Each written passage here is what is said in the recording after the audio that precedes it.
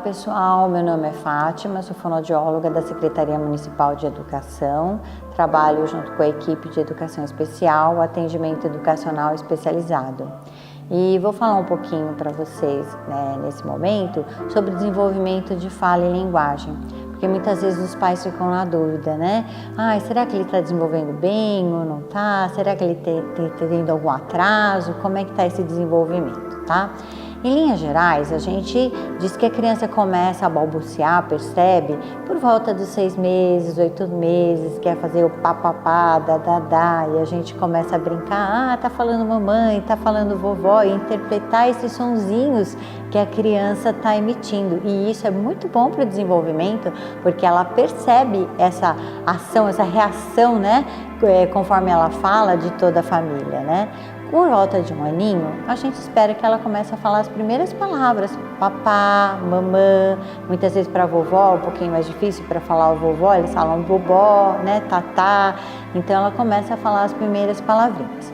Por volta de 1 ano e meio a 2, ela começa a juntar 2 palavrinhas, por exemplo, quer papá, dá carro. E o que a gente observa, com 2 anos e meio tem uma explosão de desenvolvimento, elas começam a falar, falam com dificuldade, tem algumas trocas, mas elas começam a desenvolver essa comunicação. Que trocas, né? Que sonzinhos que é esperado ou não com a idade. Então, por exemplo, uma criança de 3 anos e meio que ainda fala tudo com a linguagem do tá, né, com língua do T que a gente fala, né? A gente chama tati-bitati. Então, de vez falar casa, fala tasa. De vez falar cobra, fala toba, né? É tasa, toba, é totatola, essa língua do T até 3 anos e meio. Se a criança estiver falando nessa língua do T e já está com mais de 3 anos e meio, tem que passar com um especialista, com um fonoaudiólogo, né? E como faz para passar com o fonoaudiólogo? Tem que passar com o pediatra e pedir um encaminhamento para o fono. Então, nós temos fonoaudiólogos em alguns postos de referência aqui na cidade. E ele vai estar colocando qual é o posto de referência para o atendimento, dependendo do bairro que você mora. E aí tem outras trocas também, o sonzinho do chá, né? Chave, eles falam save. Jacaré, eles falam zacaré, né? Esse probleminha, essa dificuldade com S, Z, o chá e o já, até 4 anos e meio é normal. E depois eles aprendem o sonzinho que é o mais difícil da nossa língua, que é o R da barata, que a gente tem 2 R's, é o R do rato aqui atrás e barata, que tem que vibrar a língua. Então esse R, eles costumam conseguir falar com 5 anos, 5 anos e meio no máximo.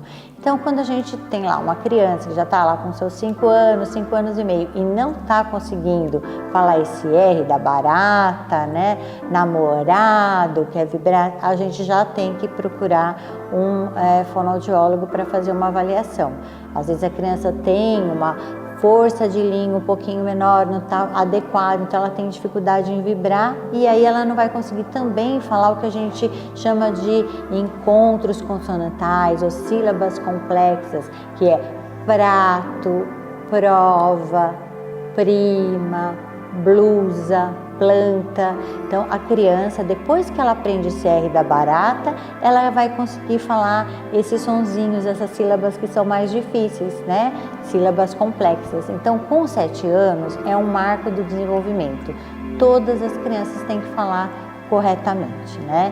Então é muito importante que a gente procure ajuda, porque se a criança, ela, por exemplo, ela tem dificuldade lá com chá, ela fala de vez chapéu, fala sapéu, e ela já está com 8, 9 anos, ela passou muito tempo, 3, 4 anos, falando daquele jeito. Então, quando ela vai procurar o tratamento, vai demorar muito mais, porque ela vai ter que desaprender um jeito de falar e aprender uma nova forma de falar, porque assim, ela já automatizou, ela já gravou lá no cérebro dela, aí ela vai falar, mesmo que ela já consiga falar corretamente, quando ela vai falar rapidamente, ela fala errado, porque a gente não pensa para falar, porque a gente já aprendeu um dia e caiu no nosso cérebro para ser no automático.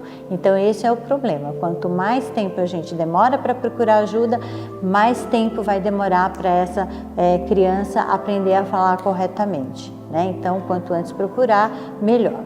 E aí, o que é importante para a criança falar bem? Primeira coisa, a gente falar corretamente com a criança, né?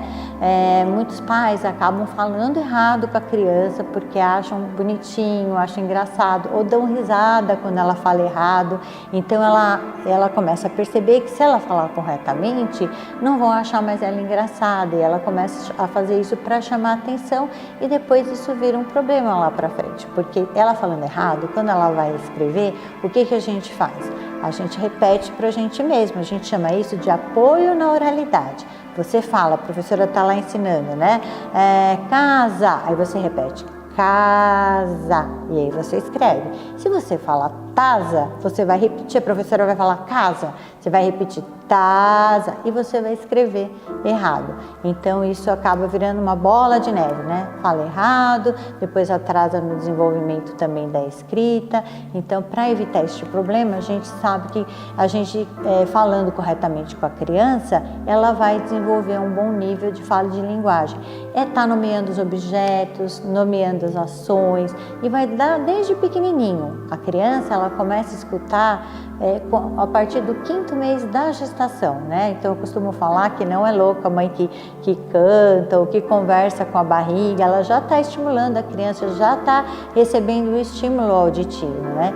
E aí é desde bebezinho que às vezes fala, eu não vou conversar com ela porque ela não entende. Se você não conversar com ela nunca vai desenvolver, né? Então você tem que ir lá, tá dando banho, tô lavando seu pé, vou enxugar seu pé, vou colocar a meia no seu pé. Então, aí o dia ela fala pé, aí você fala, nossa, como ela é inteligente. Ela é inteligente, mas quantas vezes ela escutou pé, pé, pé, até o momento que ela conseguiu falar?